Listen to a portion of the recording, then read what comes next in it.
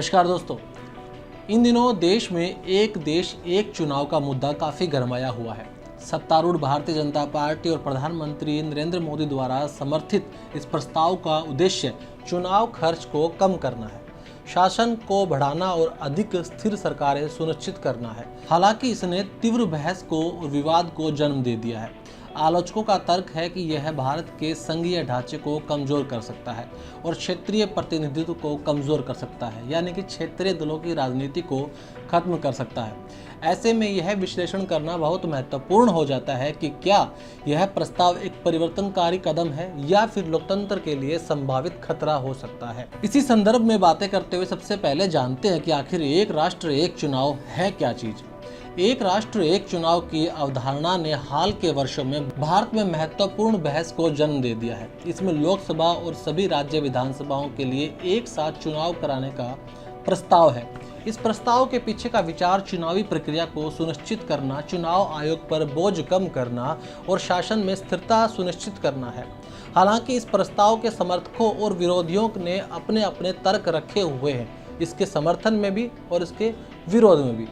भारत में ऐसी प्रणाली को लागू करने के फायदे और नुकसान को लेकर अब एक नई बहस ने जन्म ले लिया है। अब हम उसी के ओर आगे बढ़ते हुए इसके बारे में बातें करेंगे।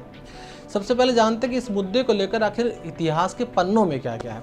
भारत का चुनावी इतिहास एक विविध और जटिल राजनीति परिदृश्य की विशेषता है।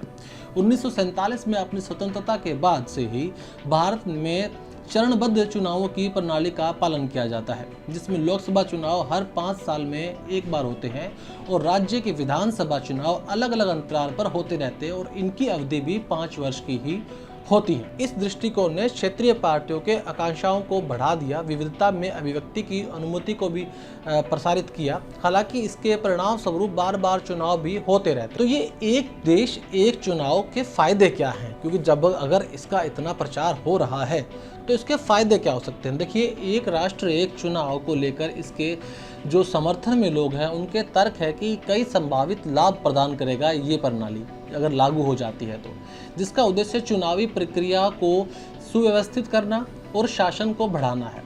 इस अवधारणा से जुड़े कुछ प्रमुख लाभ इस प्रकार से हैं, जैसे कि बेटर पॉलिसी प्लानिंग। जी हाँ, एक समकालीन चुनावी चक्र सरकारों को दीर्घकालीन परिप्रेक्ष्य के साथ नीतियों की योजना बनाने में लागू करने के सक्षम बना। यह स्थिरता, अधिक सुसंगत और प्रभावशाली नीतिगत पहलुओं को जन्म दे सकती है, जिससे आर्थिक और सामाजिक विकास को बढ़ावा मिलेगा। दूसरा है ध्रुवीकरण में कमी आना। बार बार चुनाव होने से अक्सर राजनीतिक ध्रुवीकरण तेज हो जाता है।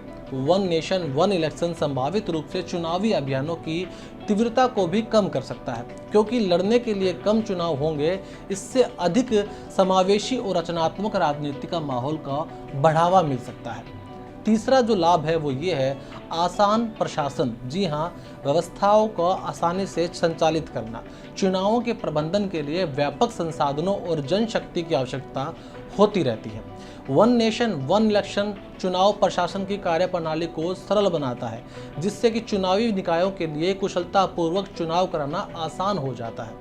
चौथा है बेहतर प्रशासन। प्रचार और चुनाव संबंधी गतिविधियों पर कम समय खर्च करने के साथ साथ निर्वाचित प्रतिनिधि विधायकों और स्थानीय निकायों में अपनी भूमिका पर अधिक ध्यान दे सकते हैं।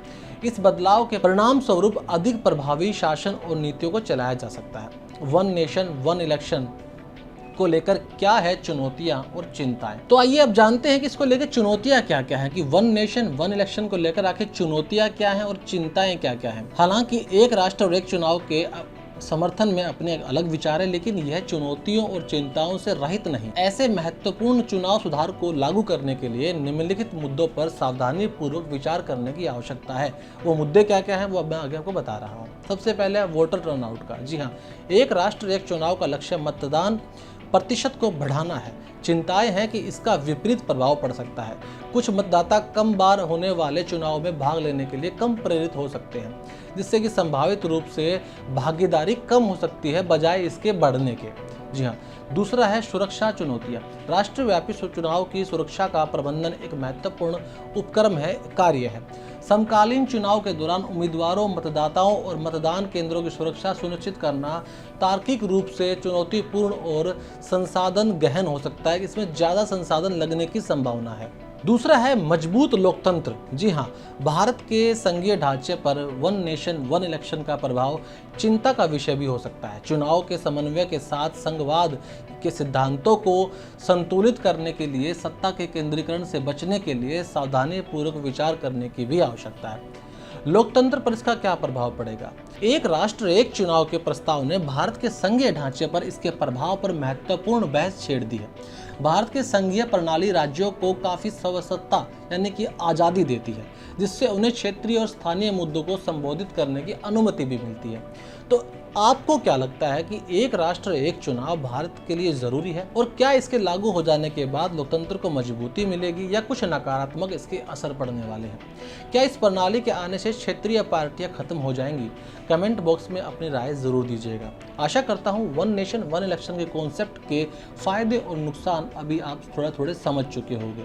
वन नेशन वन इलेक्शन को लेकर क्लिक इंडिया लगातार एक सीरीज चला रहा है। आप हमारी वेबसाइट पर जाकर भी इससे संबंधित तमाम आर्टिकल को पढ़ सकते हैं और हमारे चैनल्स के ऊपर विभिन्न तरह की वीडियो भी देख सकते हैं, जिससे कि वन नेशन वन इलेक्शन को लेकर आपके सभी जो दुविधाएं हैं और सभी जो सवाल हैं वो खत्म हो जाएंगे और आपको हर सवाल का सही, सटीक और तथ्यात्मक जवाब मिल पाएगा।